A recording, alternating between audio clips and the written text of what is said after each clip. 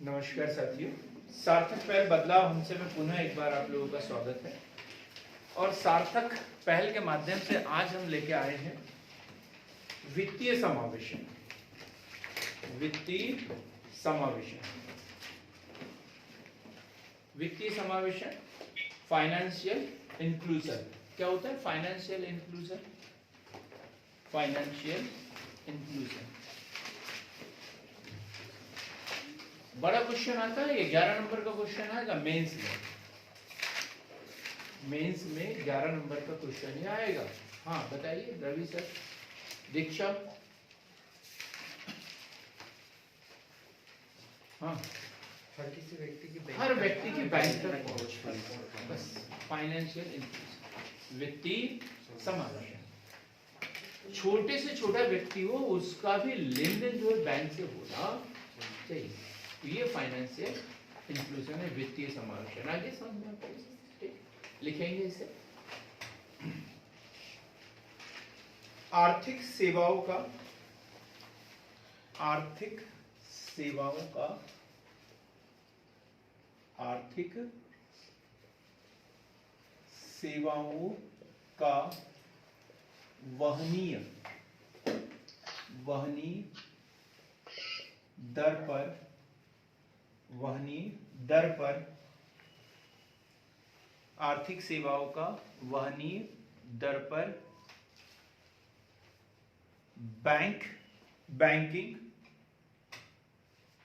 Banking सुविधाओं, banking सुविधाओं तक, क्या आर्थिक सेवाओं का वहनीय दर पर बैंकिंग सेवाओं का कमजोर वर्गों तक पहुंचाना। ठीक, हमने दो शब्द इस्तेमाल कर लिए, आर्थिक सेवाओं का, बैंकिंग सेवाओं का। दोनों का एक ही मतलब है, दोनों में से एक ही आएगा। तो आर्थिक सेवाओं या बैंकिंग सेवाओं का वहनीय दर पर कमजोर वर्गों तक पहुंचाना, कमजोर वर्गों तक पहुंचाना। जो भी आर्थिक सेवाएं हैं, जरूरी नहीं है कि बैंक में खाता ही खुला हो, जरूरी नहीं है कि सिर्फ बैंक में खाता ही खुला हो, पैसा ही नहीं है तो लेन देन नहीं कर रहे उससे, तो फिर काम चलेगा क्या? नहीं। कोई खास रहा यार ऑनलाइन, वो म्यूट करो अपने आप को। आप बीमार हो तो मुझे क्यों बता रहे हो? बात समझ में आई? वित्तीय समावेशन क्या? फाइनेंशियल इंक्लूजन, हर व्यक्ति की बैंक तक पहुंच, वित्तीय सेवाओं का, आर्थिक सेवाओं का या बैंकिंग सेवाओं का वहनीय दर पर कमजोर वर्गों तक पहुंचा, कमजोर वर्गों तक पहुंचा। अब वित्तीय सेवाओं के अंतर्गत, आर्थिक सेवाओं के अंतर्गत जैसे बीमा, बीमा की फैसिलिटी, बीमा होना चाहिए सबका, ठीक है। और म्यूचुअल फंड, निवेश करने की सुविधाएं उन लोगों तक पहुंचना चाहिए। तो ये सारी सुविधाएं जो हैं, और कैसी दरों पर? वहनीय दर पर, अफोर्डेबल, ऐसी दरें जिससे वो वहन कर सकता है, कम से कम लागत पर। बैंक में खाता खुलवा लिया तो पता चला कि उससे हर महीने के 100 रुपए ले रहे हैं, तो कोई खाता खुलवाएगा क्या? नहीं, फिर कोई चार्ज नहीं लेना चाहिए। साल भर में लो 10 रुपए 15 रुपए, तो कोई भी खाता उसमें खुलवाएगा। तो वहनीय दर पर, वहनीय दर पर हम देखेंगे कि सरकार ने क्या प्रयास किए। तो उसमें से एक प्रयास है जीरो बैलेंसिंग, बिना पैसे जमा किए भी, 0 रुपए जमा किए हुए अपना आधार कार्ड, फोटो, परिचय पत्र लेके जाओ और अपना अकाउंट खुलवा लो। तो ये है ना वहनीय दर पर, वहनीय दर पर। मेरे ख्याल से आप सबको क्लियर हो गया होगा वित्तीय समावेशन क्या है। इसमें बैंकिंग के अलावा, बैंकिंग के अलावा इसमें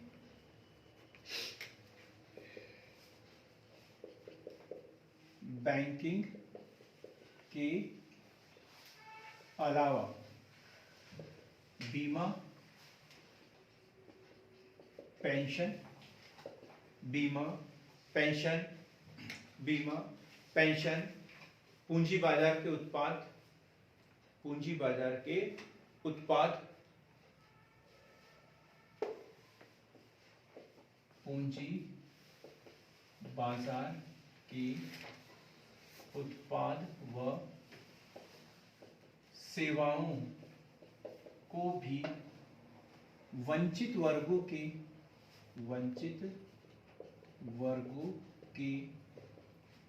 दायरे में लाया जाता है। वंचित वर्गों के दायरे में लाया जाता है। बात क्लियर है? सिर्फ बैंकिंग ही नहीं, बैंकिंग के अलावा अन्य सुविधा जैसे पेंशन अब नगद में नहीं देना, नगद में देंगे तो भ्रष्टाचार हो सकता है, उसमें सीधा उसका आधार से लिंक अकाउंट में जमा कर ले। बीमा भी होना चाहिए, प्रधानमंत्री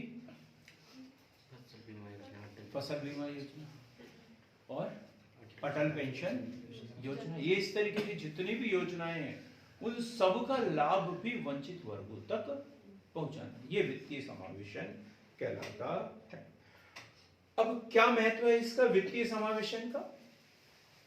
वित्तीय समावेशन का महत्व कोई बताया जरा, क्या महत्व है? हमने दो महत्व नोट किए हैं।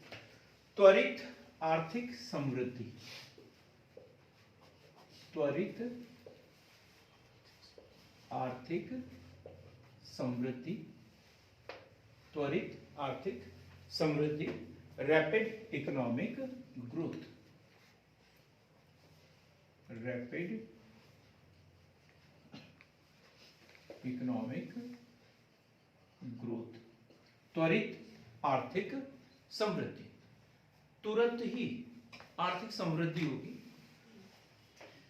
लोगों की आय बढ़ेगी, है ना, लोगों पैसा जो है, धन की जो है लिक्विडिटी बढ़ेगी, शोषण जो है वो कम से कम होगा, लोगों में बचत करने की आदतें शुरू होगी, कुछ ऐच्छिक बचतें होगी, कुछ अनिवार्य बचतें होगी, और इस तरीके से बचत करने की आदतों से धीरे धीरे क्या होगा, हमारे देश की आर्थिक समृद्धि बढ़ेगी। दूसरा है गरीबी उन्मूलन, गरीबी उन्मूलन, गरीबी उन्मूलन, पॉवर्टी इरेडिकेशन,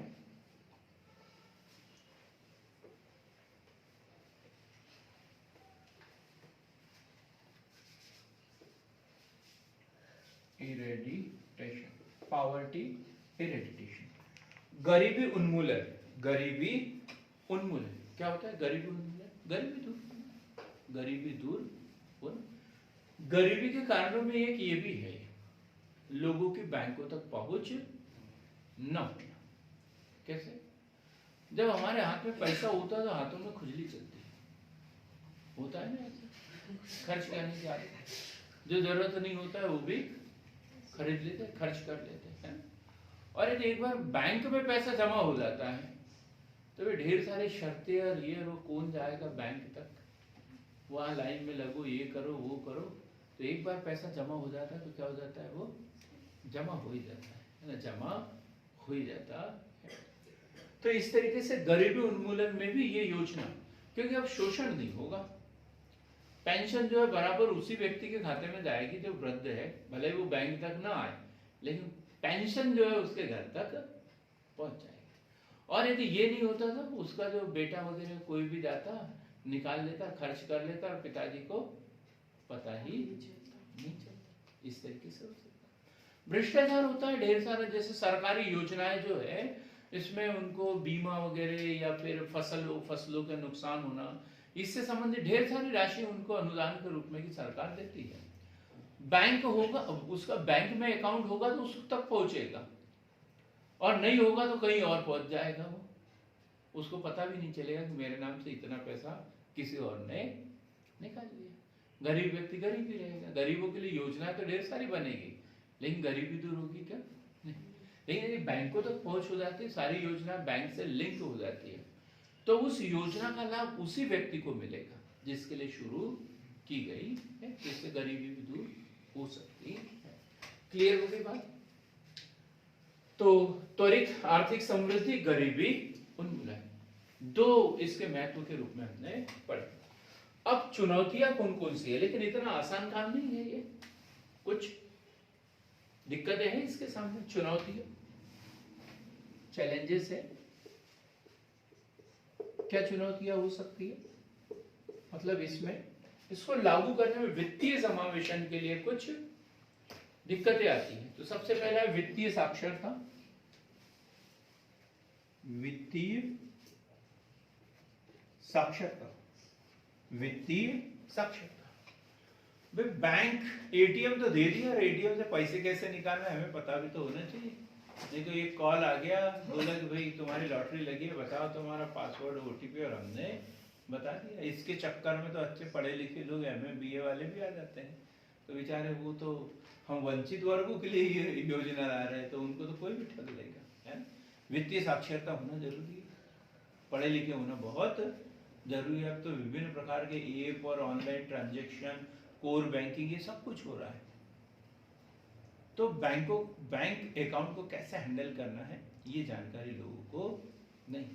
सरकार एटीएम की और सारी सुविधाएं देने के लिए तैयार है, लेकिन लोगों को पता भी तो होना चाहिए कि उसको इस्तेमाल कैसे करना है। नौकरी करने वाले लोग जो WCL में इधर उधर थे, माइनिंग में 1-1 लाख रुपए वेतन निकलता था उनका, आता था, लेकिन उनको एटीएम चलाते नहीं आते, एटीएम चलाते नहीं आते हैं। बच्चे लोगों ने जैसे खाली हाथ गए थे ना WCL में, रिटायर होने के बाद खाली हाथ वापस आके खेती करना शुरू कर दिया उन लोगों ने। बच्चों ने इतना बर्बाद कर दिया, उनको पैसा उनके पास बचने ही नहीं। ऐसा हुआ है लोगों के साथ में, इनके मकान मालिक को भी देखो। तो ऐसा होता है वित्तीय साक्षरता की कमी के कारण। दूसरा यदि पॉइंट हम देखें तो तकनीकी अवरोध। तकनीकी अवरोध, तकनीकी अवरोध के अंतर्गत क्या आएगा, जो सुविधाएं चाहिए क्या वो है। गांव में सब जगह बैंक है, जो बैंक में लोगों का अकाउंट हो, भाई बैंक हो तब तो अकाउंट खुलवाए, ठीक है। यदि बैंक है और एटीएम की मशीन लगी है वहां पर, क्या बिजली रहती है वहां पर, मशीन चार्ज रहती है, खराब हो जाती है मशीन, ढेर सारी दिक्कतें रहती है, बहुत सारी दिक्कतें रहती है। बैंक है, 500 लोग, 500,000 लोगों के वहां पे खाते खुले हैं, 2 कर्मचारी हैं, मेन पावर की कमी है, मेन पावर की कमी है। कर्मचारी है 2 और दोनों को जो मशीन है वो ऑपरेट करते नहीं है, कौन सी, एंट्री करने वाली। ऐसा होता है, बोलते मशीन खराब है कल आना, ऐसा कई जगह बोलते रहते हैं। तो ये दिक्कतें ढेर सारी जाती है इसमें। तो मशीनरी भी तो होना चाहिए, तकनीकी जो है वो सुविधाएं होना चाहिए बैंकिंग वाली। हम तो एक पैर पर खड़े हो जाए खाता खुलवाने के लिए, लेकिन बैंक भी तो हो जहां हमें खाता खुलवाना है। तकनीकी अवरोध। प्रभावी निगरानी प्रणाली, प्रभावी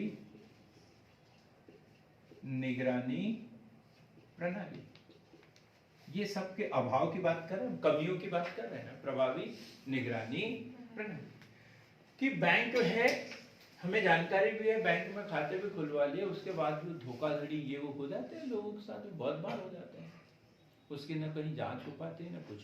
कई बार लोग बाग ठगे जाते हैं। हमारे सामने बैठे 3,000 रुपए का कोई चंदन लगा दिया है इनको, न तो चंदन मिला न 3,000 रुपए मिले। कहाँ लगा था चंदन तो पता ही नहीं, उनको पता भी नहीं है, और 3,000 रुपए खाते से चले। ऐसे कई बैंकिंग लोकपाल जैसी सुविधाएं वो दे रहे हैं, लेकिन कई बार उसका लाभ मिलता ही नहीं। सर हमारा 4 शिकायत पड़ी आरबीआई की, सब कर लिया उन्होंने, लेकिन नहीं हुआ। तो क्या प्रभावी निगरानी प्रणाली ये भी हमारे देश में नहीं है। तो ये कुछ समस्याएं हैं, कुछ चुनौतियां है। कौन कौन सी? वित्तीय साक्षरता, तकनीकी अवरोध, प्रभावी निगरानी प्रणाली, प्रभावी निगरानी प्रणाली। इसके अलावा सब इन्हीं के अंतर्गत, वित्तीय साक्षरता के अंतर्गत हम लिख सकते हैं कि बैंकिंग सेवाओं की सुविधाओं की पूर्ण जानकारी न होना, ग्रामीण क्षेत्रों में बैंकों की बहुत ही कम शाखाएं होना, ठीक है। ये ढेर सारी बातें इसमें हम पढ़ेंगे। अब हम पढ़ते हैं वित्तीय समावेशन के लिए सरकार द्वारा किए गए उपाय।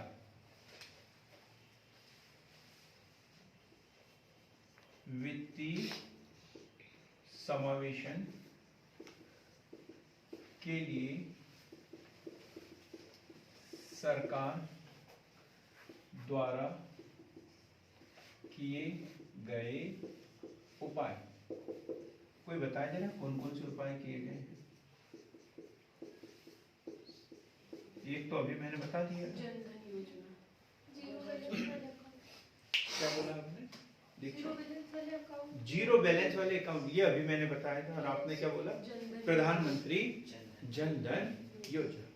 क्या नाम है योजना का? PMJDY। सर ये सुकन्या वगैरह भी आ सकती है इसमें? लाडली लक्ष्मी सुकन्या बचपन से ही मतलब खाते अकाउंट वगैरह सब? नहीं, वो है तो उसमें उसी के अंतर्गत आएंगे। ठीक है, जरूरत पड़ने पर लिख देना, वो भी शब्द कम पड़ जाए तो लिख देना। पर मेन क्योंकि लोगों को सिर्फ बैंक अकाउंट खुलवाने के लिए ये योजना शुरू की गई है। वो क्या बालिकाओं को प्रोत्साहित करने के लिए है, महिला साक्षरता, इसके उसके लिए वो योजनाएं शुरू की। महिलाओं को, बच्चियों को टारगेट करके योजना शुरू की गई। और ये काय के लिए? सिर्फ और सिर्फ कि लोग बाग बैंक में खाते खोले, इसी के लिए ये योजना शुरू की गई है। तो प्रधानमंत्री जन धन योजना PMJDY, इतना सा क्वेश्चन आया था एग्जाम में। लोगों को कानो कान खबर नहीं हुई कि ये क्या है। प्रधानमंत्री जन धन योजना सबको पता था, लेकिन क्या पूछ लिया? PMJDY, तो फिर पता ही नहीं चला क्या है ये। बड़े स्मार्ट लग रहे हो आज आप तो। प्रधानमंत्री जन धन योजना क्या है? जनधन योजना। प्रधानमंत्री जन धन योजना। तो अब इसकी शुरुआत जो है, घोषणा हुई है इसकी 15 अगस्त 2014। ये महत्वपूर्ण क्वेश्चन है एकदम। घोषणा कब हुई इसकी? 15 अगस्त 2014। घोषणा 15 अगस्त 2014, जब नई सरकार बनी थी, है ना। और लागू कब की गई इसे? 28 अगस्त 2014। 28 अगस्त 2014 घोषणा लाल किले से की थी प्रधानमंत्री नरेंद्र मोदी जी के द्वारा। और क्या है इस योजना के अंतर्गत? वित्तीय समावेशन की योजना है ये। प्रत्येक परिवार से कितने? दो लोगों के किसी भी बैंक में खाते खुलवाना। बैंक में खाते खुलवाना। बैंक में खाते खुलवाना। प्रत्येक परिवार से 2 लोगों के किसी भी बैंक में खाते खुलवाना। अब प्रियंका, ये क्या मतलब है यहाँ पे? 2 लोगों के क्यों? एक से काम नहीं चलता। सर मतलब जैसे कि जेंडर इक्वलिटी के लिए एक मेल होना चाहिए कि एक मेल और एक फीमेल होना चाहिए। हाँ, हेमलत आपसे ही पूछ रहा हूँ, 2 ही खाते क्यों चाहिए एक परिवार? आपको तो पता है। सर मतलब पति पत्नी के सरकारी योजना के लाभ के लिए तो एक ही खाता काफी है। आपने क्या बोला? मतलब कि पति पत्नी पति पत्नी। गुड, ये सही जवाब है। एक का किसी का एक की मृत्यु यदि किसी की हो जाए तो उसका मुआवजा वगैरह किसके खाते में देंगे हमें? जो उसका नॉमिनी हो। जो दूसरा अकाउंट है उसमें देंगे ना। इसके लिए 2 खाते होना चाहिए, है ना। यदि एक का कुछ हो जाए तो उसका जो पेंशन वगैरह कुछ देना है वो तो उसके साथ में खाता खत्म हो जाता है। एक रिलेटिव थे हमारे, उनका अकाउंट था, उसमें पैसे थे, उनकी डेथ हो गई। उनके बच्चे ने क्या किया, जो अंतिम संस्कार के लिए 13वीं के लिए सब उसी खाते में से पैसे निकालना शुरू कर दिया। पैसे निकाले, खर्च किए। फिर जब वो बैंक में गए फिर कि हमारे पिताजी की डेथ हो गई है, अब ये क्या कर दो, जो पैसा है मेरे मम्मी के नाम पे कर दो। बोले कब हुई? इस तारीख को। बोले 60,000 पहले जमा करो। कितने? 60,000 रुपए पहले जमा करो। बोले क्यों? तो बोले जब डेथ हो गई तो आपने पैसा निकाला क्यों? भाई जिसका अकाउंट है वही तो पैसा निकाले। मैं ये बात आप लोगों को क्यों बता रहा हूँ? याद रखें, कभी भी किसी की डेथ हो जाती है तो जिस दिन उसका मृत्यु प्रमाण पत्र जारी होता है उस दिन के बाद से उसके अकाउंट से पैसे नहीं निकालना है। नहीं तो जब भी कोई कार्यवाही करेंगे तो पूरा जमा करना पड़ेगा। चोरी का इल्जाम भी कोई लगा सकता है, कभी नहीं निकालना। बात समझ में आई आपके? इसलिए 2 अकाउंट होना चाहिए ताकि उसका पूरा पैसा आपके अकाउंट में ट्रांसफर हो जाएगा यदि नॉमिनी है तो। लेकिन नॉमिनी होते हुए भी हम उसके अकाउंट को हैंडल नहीं कर सकते। बात समझ में आई? इसलिए 2 अकाउंट होना चाहिए। तो क्या पढ़ा अपन ने? सभी परिवारों को बैंकिंग सुविधाएं मुहैया कराना तथा प्रत्येक परिवार में से 2 सदस्यों का किसी भी बैंक में खाता खुलवाना। पहले ही दिन 1.5 खाते खोले गए इसमें। पहले ही दिन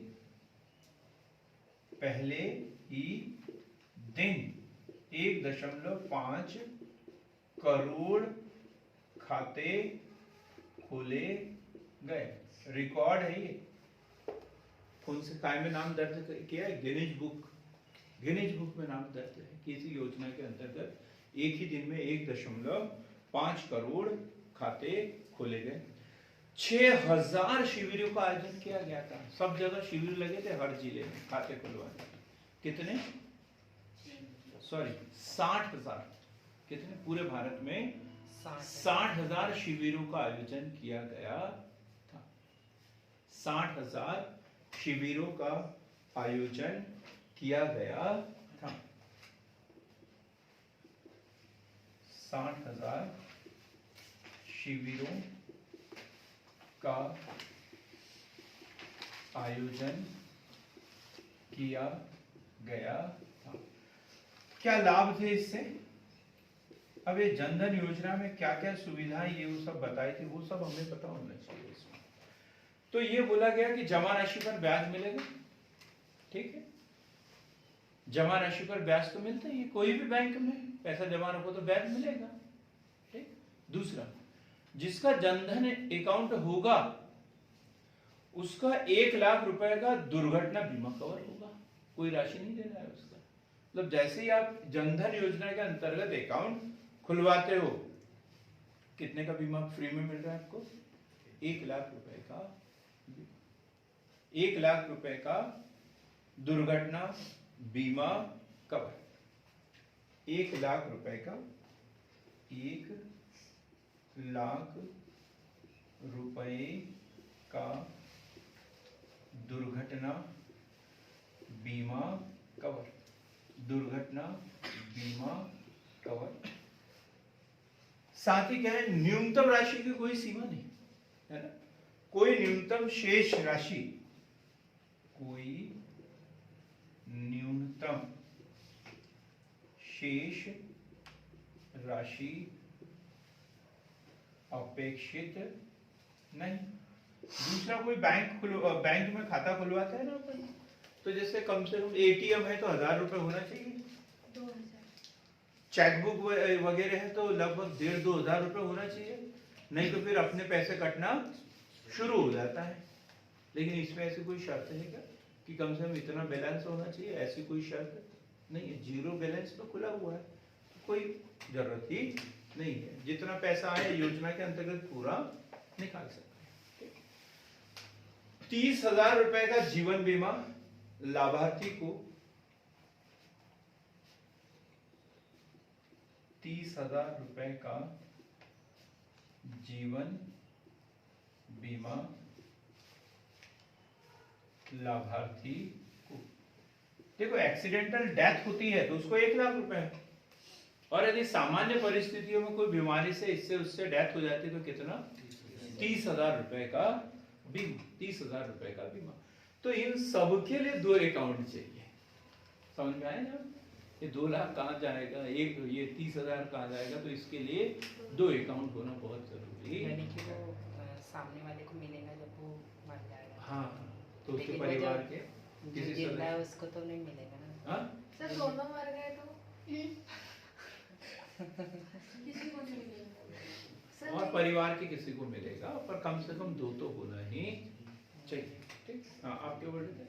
सर जैसे कोई जीवित है हाँ। तो उसको तो नहीं मिलेगा, जब वो मर जाएगा तब दूसरे वाले को दूसरे को मिलेगा, है ना। जीवित, इसमें बीमा का तो जीवित वाले से कोई संबंध नहीं है। ठीक है। सरकारी योजनाओं के लाभार्थियों को इन खातों से, सरकारी योजना के लाभार्थियों को इन खातों से लाभ अंतरित होगा, लाभ अंतरित होगा। जो भी सरकारी योजनाएं हैं, जैसे किसी को पेंशन मिल रही है, कोई बीमे की राशि आ रही है, या छात्रवृत्ति आ रही है, कोई भी राशि जो है सरकारी योजनाओं की, वो जनधन खाते में मिल सकती है। ठीक। अगला, भारत भर में धन का आसानी से स्थानांतरण, हम इस खाते से कहीं पे भी पैसे ट्रांसफर भी कर सकते हैं। भारत भर में धन का आसानी से स्थानांतरण। यदि 6, देखो लेकिन इसमें क्या है, अकाउंट बंद नहीं होना चाहिए हमारा। 6 माह तक कंटिन्यू यदि हम लेन देन करते रहते हैं, इससे पैसे निकालते जाए, डालते जाए, निकालते जाए, डालते जाए, इस तरीके से करते रहे, तो फिर 5,000 रुपए की ओवरड्राफ्ट की सुविधा। अब क्वेश्चन पीएससी में यही पूछ लिया था, ओवरड्राफ्ट। पीएससी का मेंस का क्वेश्चन है ओवरड्राफ्ट। क्या है ओवरड्राफ्ट? 5,000 रुपए जनधन खाते के द्वारा महिलाओं के अकाउंट में डाले जाते हैं और 6 महीने के अंतर्गत अगर ट्रांजेक्शन करते हो। तुम आदमी हो कि अमरीश पुरी? ओवरड्राफ्ट मतलब बैंक में पैसा न होने के बाद भी हम 5,000 रुपए ऋण ले सकते हैं, उधार ले सकते हैं। फिर जब हमारे पास होंगे तब डालते हैं, कट जाएगी। ये कट जाएंगे। जैसे ही हमने 50 डाला तो हमारे खाते में 45 शो होंगे, क्योंकि 5 चल जाएंगे। वो जो हमने, जैसे अपन वो लोन लेते हैं ना, डाटा वगैरह ये वो, उस तरीके का लोन है ये। लेकिन उसके लिए क्या करना है? 6 महीने तक कंटिन्यू उसे चलाना है। उसके बाद 5,000 की ओवरड्राफ्ट की सुविधा मिलेगी। ओवरड्राफ्ट बैंक में अपने अकाउंट में पैसा न होते हुए भी पैसा निकालने की सुविधा, वो ओवरड्राफ्ट कहलाता है। ठीक। आपको 25,000 की जरूरत है, 20,000 खाते में है, तो भी 25,000 निकालने की सुविधा, मतलब 5,000 की ओवरड्राफ्ट की सुविधा होगी। लेकिन कब मिलेगी ये सुविधा? लगभग 6 महीने तक यदि सफलतापूर्वक इस अकाउंट को हम चलाते हैं तो। लेकिन कुछ कमियां भी थी इसकी, कमियों में देखेंगे। कमियां क्या है? निरक्षर खाता धारकों को, निरक्षर खाता धारकों को रुपए 1 लाख के, रुपए 1 लाख के दुर्घटना बीमा का लाभ नहीं मिलेगा। निरक्षर खाता धारकों को 1 लाख रुपए का जो दुर्घटना बीमा है उसका लाभ नहीं मिलेगा। क्यों नहीं मिलेगा बेटी जी?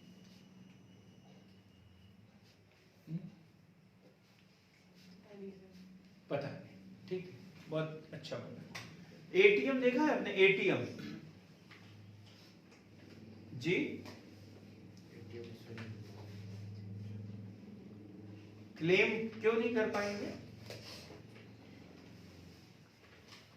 नहीं जी, ये नहीं है। निरक्षर है तो क्लेम तो वकील लोग करेंगे।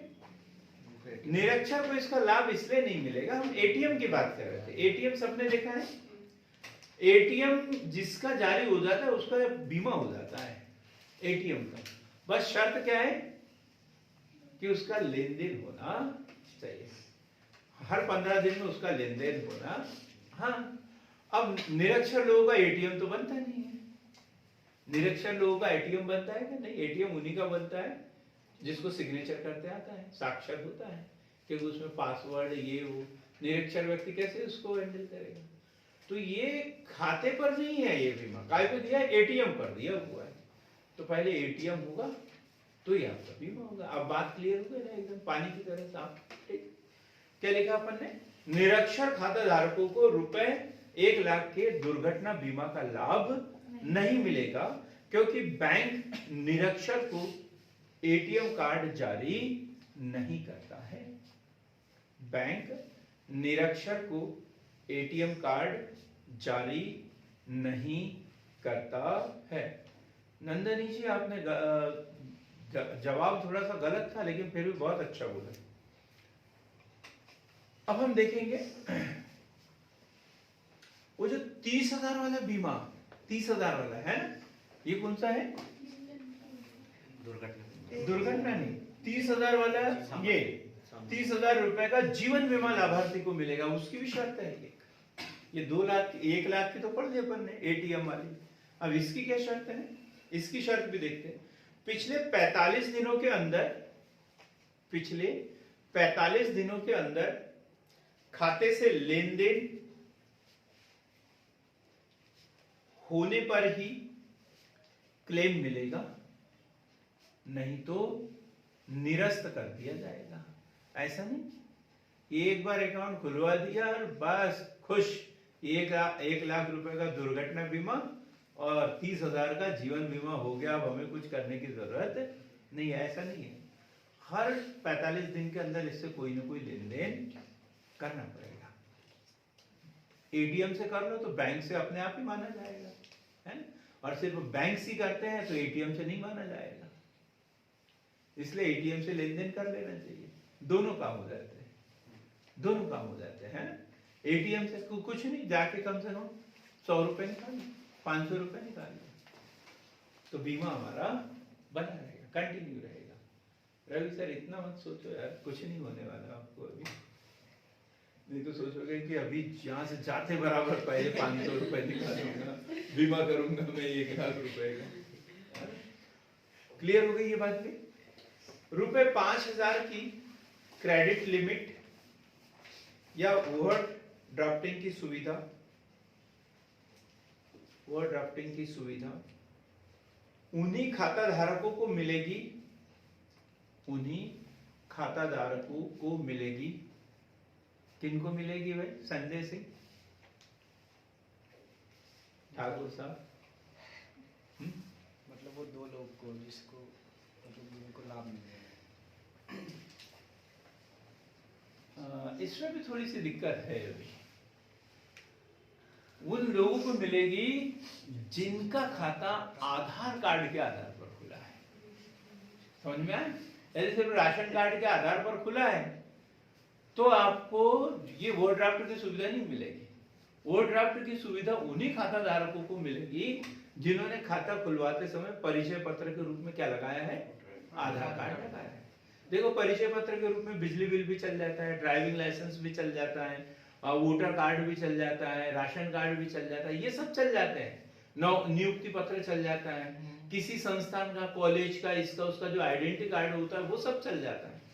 इन सब से बैंक में खाता खुल सकता था इसमें, लेकिन इन सबको ओवरड्राफ्ट की सुविधा मिल रही थी क्या? नहीं। ओवरड्राफ्ट उन्हीं खाता धारकों को मिल रहा था जिसने आधार के आधार पर अपना खाता खुलवाया था। बात क्लियर हो गई?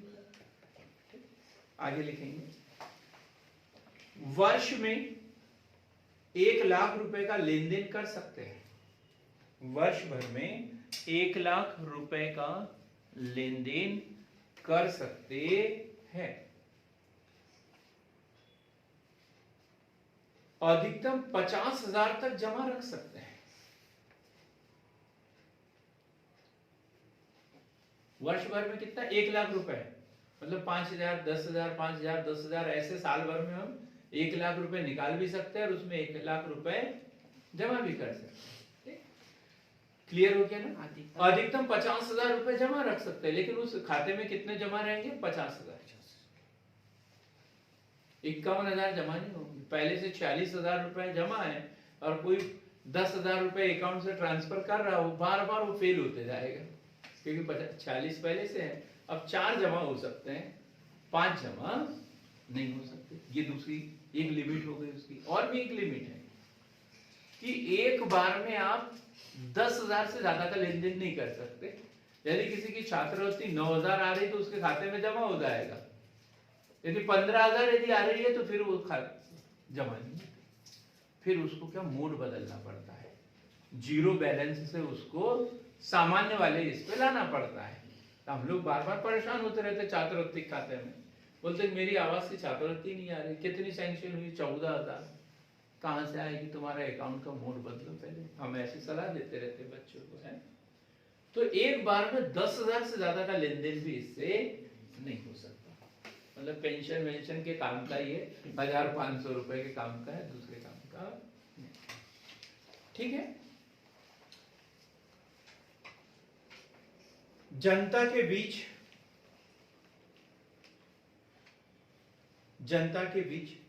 दुष्प्रचार फैलाया जा रहा है, दुष्प्रचार फैलाया जा रहा है। क्या दुष्प्रचार फैलाया जा रहा है?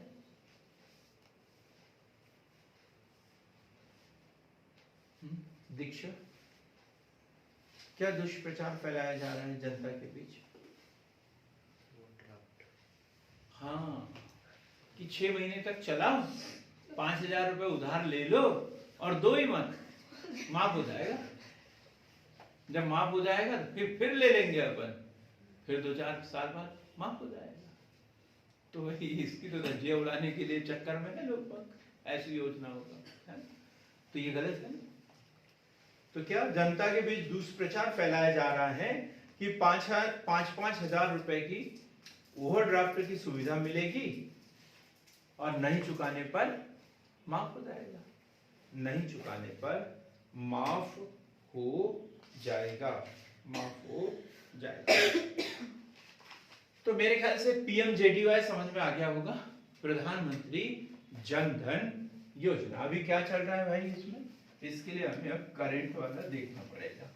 अभी तो शांत है एकदम, ठीक है। लोग बाग भूल भी गए कि हमने खाता खुलवाया था, अभी उसमें पैसे है भी या नहीं। अब क्या किया? और सहकारी बैंकों का विस्तार, दूसरा प्रयास, सहकारी बैंकों का विस्तार। जो सहकारी बैंक है, सहकारी साख समिति, ये इनका जो है विस्तार किया है। चाहे शाखा की बात हो, शाखा है ना, शाखा गांव में होती है ये, है ना, सहकारी समिति, जिला स्तरीय समिति और राज्य स्तरीय समिति। राज्य स्तर तक ही होता है, उससे ऊपर ये नहीं होता, राज्य स्तर तक ही होता है। केंद्रीय बैंक कहां पर होता है इसका? सहकारी, जो सहकारी बैंकों की का केंद्रीय बैंक कहां होता है? Lead bank. नई दिल्ली में। नई दिल्ली में होगा। बहुत बढ़िया, बहुत दूर तक जाओगे, अब दिल्ली से भी आगे जाओगे। हाँ? राजधानी में होता है। और बताए कोई, और कोई बड़ा कहां पे? जिले में होता है, ये सही उत्तर है, जिले में होता है। जिला सहकारी केंद्रीय बैंक, जिला सहकारी केंद्रीय बैंक जिले में होता है। भाई जब मैंने बोल दिया कि राज्य तक ही ये सीमित रहता तो दिल्ली कैसे जाएगा? हाँ? दिल्ली कैसे जाएगा? राज्य तक ही है ना, ये अपेक्स शाखा राज्य सहकारी बैंक होता है। तो केंद्रीय बैंक जिले में होता है, जिला सहकारी केंद्रीय बैंक या केंद्रीय मर्यादित बैंक। ये कहां पर होता है? मर्यादित क्यों? मर्यादित क्यों बोलते हैं? क्योंकि इसकी सीमाएं हैं, इसकी सीमाएं, लिमिटेशन है कुछ, इनके इतना ही ये कर सकता है, इसलिए इसे मर्यादित बोलते हैं। ठीक, तो सहकारी बैंकों का विस्तार। ठीक, फिर है बैंकों का राष्ट्रीयकरण। बैंकों का राष्ट्रीयकरण क्यों किया बैंकों का राष्ट्रीयकरण? ऐसा लगा कि ये निजी बैंक है, लाभ के लिए काम करते हैं, राष्ट्रीयकरण कर देते हैं तो एक तो अमीर लोगों की संख्या भी कम हो जाएगी, है। लोग जिनको घमंड था कि हमारा तो बैंक है, ये है वो है, अब उनका थोड़ा सा घमंड कम हो जाएगा। और दूसरा, ये सरकारी योजनाएं हैं वो सब अब बैंक गांव तक पहुंचाएंगे। सरकार बोलेगी कि इतने लोगों के खाते खुलवाओ तो खुलवाना पड़ेगा। पेंशन जैसे खाते जिसमें बैंक को कोई लाभ नहीं है फिर भी खुलवाना पड़ेगा। छात्रवृत्ति के खाते जिससे बैंक को कोई लाभ नहीं है फिर भी बैंकों को खुलवाना पड़ेगा। यदि राष्ट्रीयकरण नहीं होता तो हम ऐसे बैंकों को जोर दे सकते थे क्या सरकार? बिल्कुल भी नहीं। तो भारत में राष्ट्रीयकरण का एक दौर चला 1949 सबसे पहले किसका? आरबीआई का राष्ट्रीयकरण, 1956 एसबीआई का पुनर्गठन, उसके बाद में 1969 14 बैंकों का राष्ट्रीयकरण, 1980 6 बैंकों का राष्ट्रीयकरण। इस तरीके से बैंकों का राष्ट्रीयकरण किया गया ताकि गांव-गांव तक बैंकों की शाखाओं का विस्तार हो सके। पॉइंट क्लियर हो गया? बैंकों का राष्ट्रीय, ये सब बातें जो मैंने बताई है ना, वो इसमें नोट करते रहना है आपको, और कॉपी में लिखने से काम नहीं चलता, दिमाग में छप जाना चाहिए। इसके बाद है बैंकिंग शाखाओं का विस्तार। बैंकिंग शाखाओं का विस्तार, और इसके लिए ग्रामीण क्षेत्रों में बैंकिंग शाखाओं का विस्तार, इसके लिए क्या योजना लाई गई? अग्रणी बैंक योजना या लीड बैंक योजना। 1969 में लीड बैंक योजना लाई कि जिले में किसी एक बैंक को दे दिया और बोला कि आप जो है पूरी बैंकिंग सुविधाएं गांव-गांव तक पहुंचाएं। लीड बैंक योजना। तो बैंकिंग शाखाओं का विस्तार, और इसके लिए कौन सी योजना? लीड बैंक योजना। अग्रणी बैंकों का विकास। प्राथमिकता प्राप्त क्षेत्रों की, प्राथमिकता प्राप्त क्षेत्रों के ढांचे का विकास, ढांचे का विकास। प्राथमिकता प्राप्त क्षेत्रों के विस्तृत ढांचे का विकास। प्राथमिकता प्राप्त क्षेत्र मतलब किस क्षेत्र में ज्यादा ऋणों की जरूरत है, तो उसके लिए अलग से, जैसे कृषि क्षेत्र के लिए सहकारी समितियां, भूमि विकास बैंक, और कौन सा? RRB, regional rural development bank, क्षेत्रीय ग्रामीण विकास बैंक। भी किन लोगों को बैंक ज्यादा जरूरत है, तो उस हिसाब से अलग। जैसे उद्योगों के क्षेत्र में है तो आईडीबीआई। गृह लोन के लिए एचडीएफसी, और क्या है, गृह फाइनेंस करके ऐसे छोटे छोटे ढेर सारी कंपनियां उसमें है। नाबार्ड की स्थापना, NABARD, नाबार्ड की स्थापना। नाबार्ड की स्थापना कौन सी समिति? शिवरमन समिति की अनुशंसा पर कब? 12 जुलाई 1982। ग्रामीण व कृषि क्षेत्रों में ऋण देने के लिए ये सर्वोच्च संस्था है। कृषि क्षेत्रों के, कृषि साख के क्षेत्र में काम करने वाली सर्वोच्च संस्था कौन सी है? नाबार्ड, राष्ट्रीय कृषि एवं ग्रामीण विकास बैंक। विभेदीकृत ब्याज दरें, विभेदीकृत ब्याज दरें, जो ब्याज दर है वो भिन्न भिन्न अपनाई जाती है। कृषि क्षेत्र के लिए अलग, होम लोन के लिए अलग, व्यापारिक ऋण लेते हैं तो उसके लिए अलग, कार फाइनेंस करवाते हैं तो उसके ब्याज दर अलग। तो ये विभेदीकृत ब्याज दर है ताकि गरीब से गरीब व्यक्ति भी जो है इससे जुड़ जाए। जैसे मुझे लैपटॉप लेना है, पैसे नहीं है, मैं कपूर वाले के पास गया तो बोले कुछ नहीं, आप आधार कार्ड लेके आ जाए, फाइनेंस कर देंगे, कोई ब्याज नहीं, कोई कुछ नहीं, बस जो प्रोसेसिंग शुल्क है वो देना है 1000-1500 रुपए, बाकी जितने का कंप्यूटर है उतने ही बस आपको किस्तों में पैसे देना है। अब ऐसे में सिर्फ इतना ही बोल दिया उसने, बैंक में तो अकाउंट होना चाहिए, तो बैंक में खाता तो खुलवाना पड़ेगा, है? तो हुआ ना फिर वित्तीय समावेशन। तो ये कहीं ना कहीं कुछ न कुछ ऐसा कर दिया है ताकि लोगों की बैंक तक पहुंच हो सके। विभेदीकृत ब्याज दर। इसके बाद में देखते हैं zero balance account. Zero balance account, KYC. KYC सरिता क्या मतलब होता है? KYC, KYC, know your account. क्या? नो योर हाँ, नो यूर नहीं, वो अकाउंट ही है, कस्टमर्स अकाउंट है वो, ठीक है। तो KYC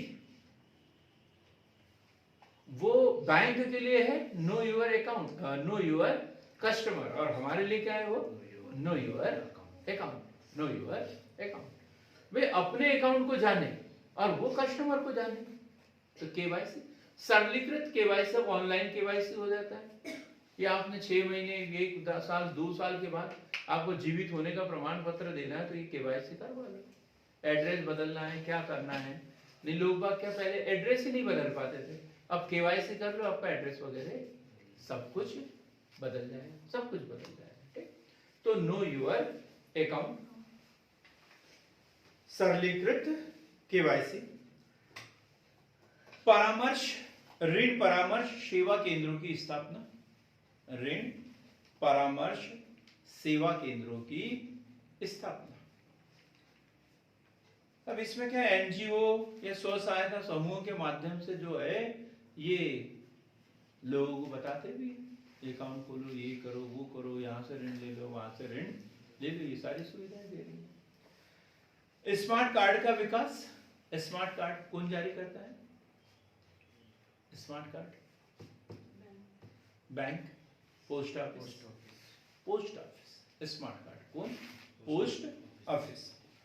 मोबाइल फोन बैंकिंग का विस्तार, मोबाइल फोन बैंकिंग का विस्तार। पहले नेट बैंकिंग था, तो नेट बैंकिंग में कुछ ज्यादा ही दिक्कतें होती थी, है ना, लेकिन अब क्या हुआ, मोबाइल से, मोबाइल ये भी नेट बैंकिंग का ही रूप है, लेकिन आप मोबाइल से ही कर सकते हैं, तो ये तो और भी आसान है ना। ई पासबुक डाउनलोड कर लो, ये कर लो, वो कर लो, बड़ा सारा किया है। माइक्रो फाइनेंस का विस्तार, ये एक लाइन है, माइक्रो फाइनेंस बहुत ही महत्वपूर्ण है मेंस के दृष्टिकोण से। माइक्रो फाइनेंस, छोटी छोटी वस्तुओं को जमा करना, छोटे छोटे ऋण देना, ये माइक्रो फाइनेंस। प्रधानमंत्री जनधन योजना, ये तो हो गया। तो इतने सारे काम किए इकाई के लिए, वित्तीय समावेशन के लिए। इसके अलावा यदि हम देखें तो सौर ऊर्जा चलित बायोमेट्रिक ATM, सौर ऊर्जा चलित बायोमेट्रिक ATM, बायोमेट्रिक ATM। जब हम बात करते हैं ना, ग्रामीण क्षेत्रों में लाइट नहीं रहती, ATM तो है लेकिन लाइट ही नहीं रहती, तो मोबाइल वो जो ATM मशीनें हैं वो क्या रहती है, बंद रहती है। तो ये बोला ना उन्होंने, क्या कर दिया, सौर चालित बायोमेट्रिक ATM, ये वहां पर है। दर्पण परियोजना, दर्पण परियोजना ये भी इसी से संबंधित है। दर्पण परियोजना, दर्पण परियोजना, योजना, दर्पण योजना, परियोजना नहीं, दर्पण, लेकिन इसमें प्रोजेक्ट दर्पण है, परियोजना ही बोला गया है इससे, है ना। क्या चीज है सर? ये योजना सुना था, एक दर्पण योजना। हाँ, क्या है दर्पण प्रोजेक्ट? बैंकों से संबंधित है शायद, और शिकायत से जी, ये डाकघरों से संबंधित, कैसे संबंधित है? डाकघरों से संबंधित है। द डिजिटल एडवांसमेंट, लिखेंगे इसे, दर्पण का पूरा नाम भी है digital, the digital advancement of rural post office, rural post office for a new India, for a new India.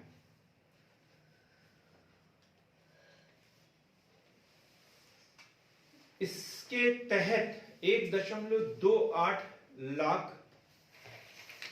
1.28 lakh डाकघरों को, डाकघरों की शाखा को डिजिटल किया गया, ऑनलाइन किया गया, कोर बैंकिंग जैसा इनको कर दिया गया। अब ये भी क्या कर सकते हैं, ATM कार्ड जैसी सुविधाएं हमें दे सकते हैं, कहीं से भी पैसा निकाल सकते हैं। ये योजना समझ में आई ना क्या है? पहले जो पोस्ट ऑफिस थे वो ऑफलाइन ही चलते थे, है ना, अब क्या कर दिया, उनको भी डिजिटल कर दिया, ऑनलाइन मोड में उसने ला दिया है।